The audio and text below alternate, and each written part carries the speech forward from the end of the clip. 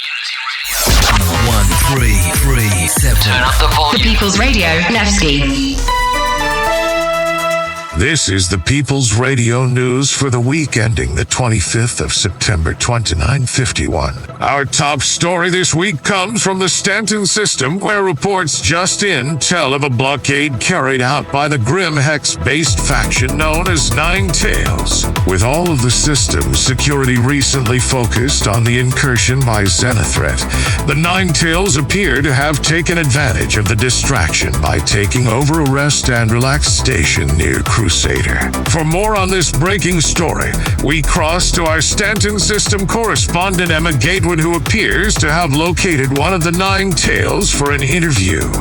With rumors swirling that Nine Tails were behind the current blockade of stations near the planet Crusader, I reached out to my underground connex to secure an interview with one of their members. I caught up with him by comms to his ship in the Yellow Belt near Grimhex. While initially suspicious, he eventually gave the group's demands. Cutlass Reg number 201935.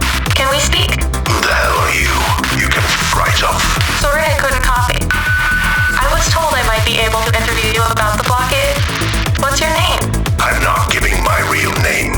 And what would you like our listeners here on the People's Radio to know about what you're currently doing? You can call me Dagger. I represent Nine Tails and want your listeners to know that we intend to get what we want today and every day around Crusader.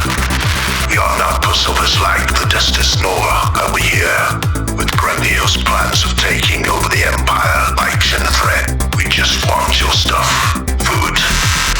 Specifically pizza. Or credge. Lots of credge. So essentially you're saying you're hungry? Yes, hungry for credge. Health of bottom line. If you want access to the station, then you must meet our simple demands. That is all. Star Dagger out. Great information.